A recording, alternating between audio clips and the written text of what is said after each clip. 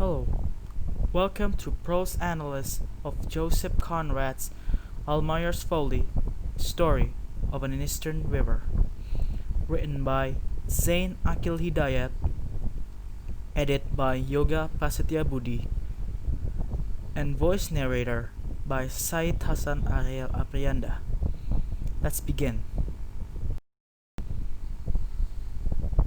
Joseph Conrad, original name Joseph Theodore Conrad Kozenovsky, born December 3rd, 1857, Berdichev, Ukraine, Russian Empire. Now Berdichev, Ukraine.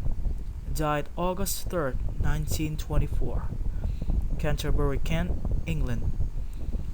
English novelist and a short story writer of Polish descent, whose work include the novels of Lord Jim, 1900, Nostromo, 1904, and The Secret Agent, 1907, and the short story of Heart of Darkness, 1902.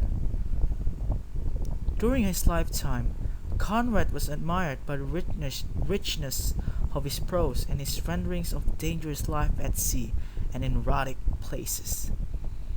But his initial reputation as a master foreteller of colorful adventures of the sea masks his fascination with individual when faced with nature's invariable unconcern, man's frequent malevolence, and his inner battles with good and evil. To Conrad, the sea meant above all the tragedy of loneliness. A writer of complex skill and striking insight, but above all, of an intensely personal vision. He has been increasingly regarded as one of the greatest English novelists. Synopsis: Almayer traveled to Southeast Asia for his trade business, but actually he hopes to find a hidden gold mine. While he was there, he befriends a successful businessman named Captain Lingard, who is wealthy and searching for a white man to marry his adopted Malayan daughter. Lingard convinced Almayer to marry her in exchange for money, but bad decisions caused Almayer to lose all their money.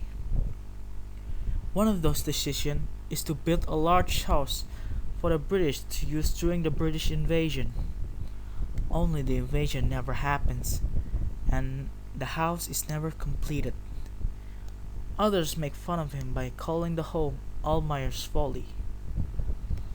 The Almayers has conflict-filled marriage that leaves Nina confused.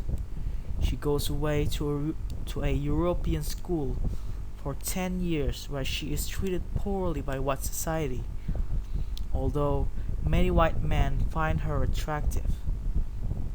When she returns to Malaya, she feels much more comfortable. With her mother's encouragement, Nina starts a relationship with a Malayan, Dain Marula.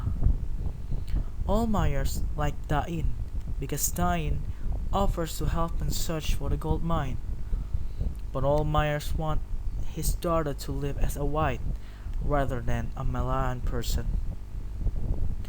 When English soldiers search for Dain after he and some of his companions attack an English gunboat, Almayers covers for Dain and Nina so they can escape, but disown Nina because she has given herself to Dain. Almayer's wife leaves him, and he spends the rest of his life alone in a half-built Almayer's Folly. Theories: Intrinsic elements of literature. Theme: A theme is an overarching message of a story that an author is trying to convey. The main idea, so to speak. The hidden message that can only be known if you truly understand what a story entails. It is perhaps one of the key defining features that makes a difference between a deep and a shallow novels. Take a look at this way. If a story is able to make you engage on its character and its world and makes you think, then chances are the story has an underlying meaning. If it does none, then it's shallow. Point of view.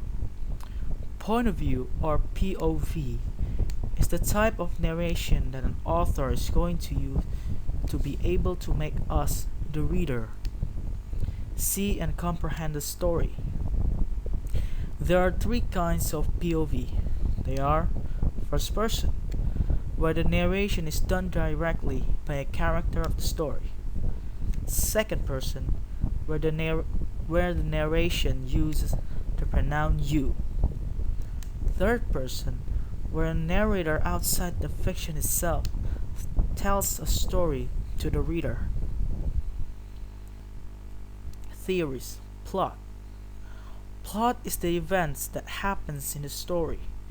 They happen in a sequence of cause and effect, from beginning, exposition to climax and to resolution. All of these are plot in action. Plot is not necessarily the story itself. A story with a plot is a story that has a consistent narrative structure. It has exposition, a rising action, a climax, a falling action, and an ending.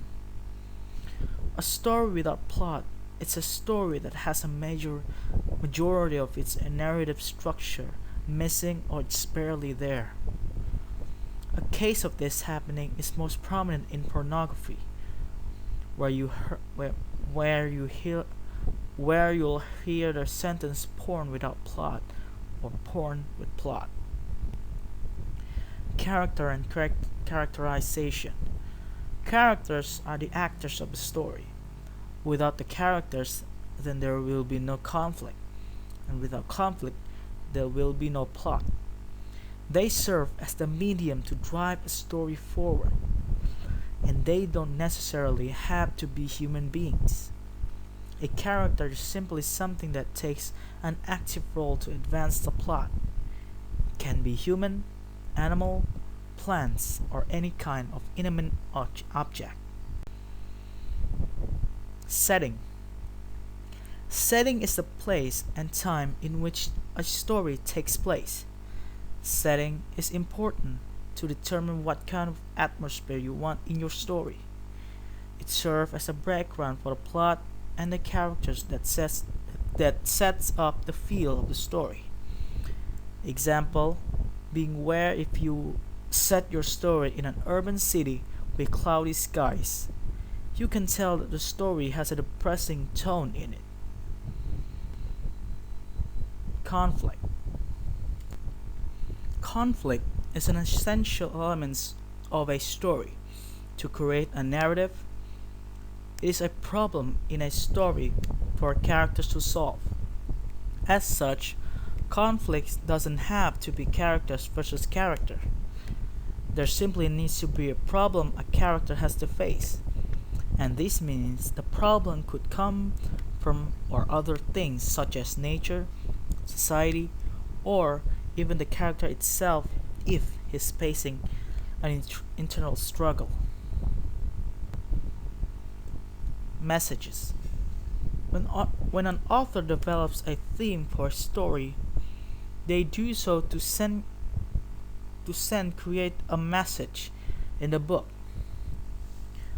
A good message is one that is told indirectly. The author does not explicitly state the message. Instead, one can only discover this message once they understand the story itself. All of its difference of elements that correspond with each other to create the message. Extrinsic element. Post-coloniality. Post-coloniality, of course, stems from the theory of post-colonialism, which is the study of colonialism concept. It is a theory that mainly criticizes the practice of colonialism of its exploitation of colonized people and their lands. Postcoloniality can be said as the traits of postcolonialism. Example being, if a novel criticized the Dutch people for its exploitation of foreign people, then you say this novel has postcoloniality in it. On a deeper level, postcolonialism examines the social and political power relationship that sustains colonism, including the social, political, and the cultural narrative surrounding the colonizer and the colonized. It aims at deconstructing this colonial concept that colonialists use to see and understand the world. Intrinsic elements of literature. Theme. The main theme of the story is about a Dutch who desperate to find riches and glory, but end up losing everything and gain nothing. The story revolves around the Dutchman, his indigenous wife, and their daughter. Their relations towards each other amidst high racial tension during colonial era. Point of view. The author used both first person and third person point of view in his novel, although he mostly using third person perspective as if he narrated the story. Then he jumps to first person perspective when there are conversation between characters. Exposition. The story began with the author describing the situation of Almayer's Kaspa and his family, Mrs. Almayer, which was his wife and our daughter, Nina Kaspa. From that statement as well, we know that Almayer was dreaming to becoming a rich. He planned to find gold mine with his captain, Tom Lingard. But that didn't came true as Lingard kept failing and finally they ran out of funds. Rising action. The rising action was when Dain Marula and Almayer made an agreement to help each other's goal, but Dain was also developed a secret relationship with Nina, Almayer's daughter.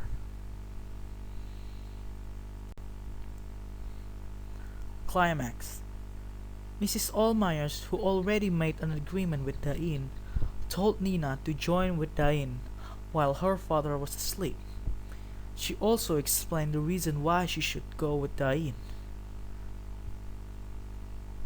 Not long after that, Tamina awoke Almayer from his sleep and told that everybody in his house were gone. She also told him her entire knowledge of Dain's fake death and his secret relationship with Nina.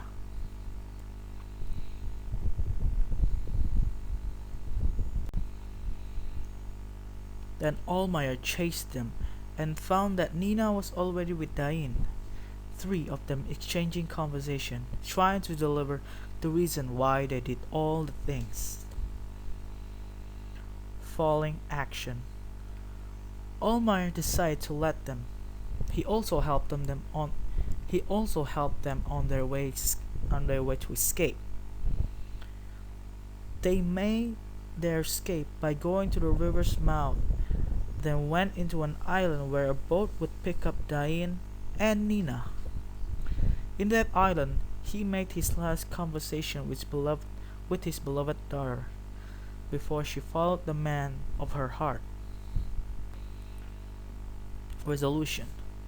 Almayer, now depressed, became opium-addicted person. He got it from his neighbor, Jim Eng. The two would spend their entire day in Almayer's house while smoking their pipe. Later, he was found dead inside his house. The Arabs, led by Abdullah, came to the house to confirm the news. Personally, Abdullah was mournful for the dead body of his former enemy. Character and characterization. In this part, The researcher will analyze the character of their characterization. The researcher only analyzes character whose appearance made impact to the plot of the novel. Almayer Caspar. Almayer Caspar is the main character of the novel. He is a Dutchman from Batavia who decided to become sailor in his search for great fortune. As an ambitious young man, he left his comfortable life in Batavia and began his journey despite not having much knowledge nor preparation. Later, he married Lingard's adopted daughter and having a daughter with her. He and Lingard built a trading post on Sambir and despite facing many failures, lived in a misery for 20 years. He doesn't stop dreaming of finding great riches and become a wealthy man. Mrs. Almayers. She is the wife of Almayers, the mother of Nina. She was betrothed to Almayer by Lingard as he was her adopted father. When Lingard defeated Zulu pirates, he found her amongst the dead bodies. She resented Almayer for handing their daughter to Lingard, as he wanted Nina to educate it in a Western style in Singapore. The resentment lasted for their entire relationship. She withdrew to a small hut to live in seclusion because of that. She is a protective mother who wants nothing but the best for her daughter. Therefore, she agreed with the proposal of Dain Marula to marry Nina, with the hope that the nobleman will take Nina to his kingdom and live happily. Nina Caspar. She is the only child of Almayer and his Malay wife. Nina is famous in Zambia for her beauty, despite being a tantric person. Nina had the courage to go against something that she didn't like. Because of that same courage, she decided to leave her father and escape together with her lover, Dain Marula. Even when her father chased her and begged her to stay, she determined to continue her life with Dain. Dain Marula. He is a Malay prince from Bali who came to Zambia to trade. Later, the story revealed his true intention was to smuggle gunpowder to Zambia in exchange for profit.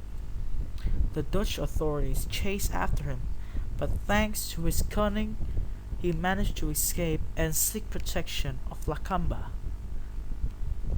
Another reason he come back to Zambia is that when he went to fetch Nina and take her with him to his kingdom in Bali, he do that because of his loyalty to Nina. Raja Lakamba. He is the ruler of Zambia. He is a friend of Sheikh Abdullah, and they share their hatred towards Almayer. Lakamba also have an interest in Lingard's secret of hidden riches. Jim Ang. Jim Ang is the neighbor of Almayer. He is a Chinaman who was addicted to opium and spent his entire day laying in his house and smoking his pipe. Despite that, he is having a good personality. In the end, Jim Ang helped Almayer with his depression by supplying him with opium. Sheikh Abdullah bin Salim. Abdullah is an Arab trader who lived in Zambia. He is highly respected by the people of Zambia for his success as a trader. His good relation with Lakamba. He shared rivalry between him and Almayer. He is a wise man who can read the situation fairly quickly. Even though he despised Almayer, he also one of the few people who sat with the news of his death. Babalachi. Babalachi is a statesman and a friend of Lakamba. He served him since they were young. The author described him as a perfectly repulsive, possessing only one eye and a pockmarked face, with nose and lips horribly disfigured by a smallpox. His ability is shown when Lakamba and Dayan arguing their idea, Babalachi trying to find a middle way for their problem. Babalachi also is the one who proposed to hide Dayan from the Dutch. He also helped him and Nina to escape from the island.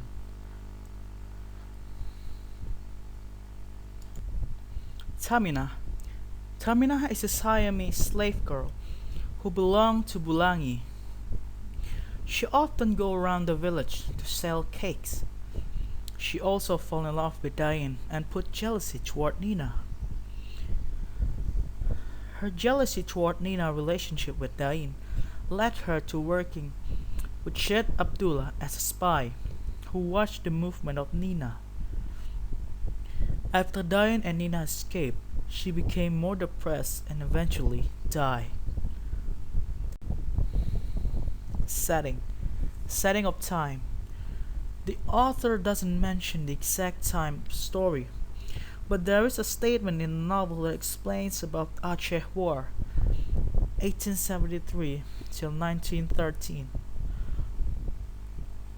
From those statements, the researchers concluded that the events in the novel happened during 1870s, but it does not close the possibility that the events happened much later than the researchers' prediction. Setting of place. The setting of place of the story happens in Sambir. Somewhere in eastern Borneo, there are a river called Pantai flow through the area. It turns out the location of Sambir is inspired by what is today Berau. Norman, 1966, page 116. While River Pantai is inspired by two actual rivers that made junction in Berau named Sagah and Kalay. Conflict. Conflict is what drives the story forward. Without it, then the story would not have any plot. In Conrad's Almayer's Folly, the conflict centered around the person and the personality of Almayer Kasbah, although the researchers will analyze the conflict that happens around him. Internal conflict. The first internal conflict in this novel is when Almayer was given an offer to marry Lingard's Malay adopted daughter. It was clear that Almayer really hates the Malays, and the idea of marrying one of them was never an option. But for the sake of the possibility of inheriting Lingard's wealth, he accepted. The rest of the internal conflict happened when Almayer struggled to cope with his addiction, with his condition in Zambia. He lost his money, he lost Lingard, he lost against Abdullah, and finally he lost his daughter. All of this combined made mental condition of Almayer collapse and led him to become an opium addict. The most explicit external conflict in the story was between Almayer and his wife. Since their marriage was not because of love, it made them hate each other and often argue. Even in the first paragraph, the author already told us about how much Almayer hates his wife. The next major external conflict is between Almayer and Dain. Both of them wanted Nina to stay next to them, and none of them giving up. Both of them also had a fair reason on why they wanted Nina Kasbah so bad. But at the end of the story, Dain Marula prevailed, and it broke Almayer's spirit. The messages. The message or morals. The moral of the story is we should not become too ambitious in reaching our goal, because there are things that are important that cannot be neglected in our life.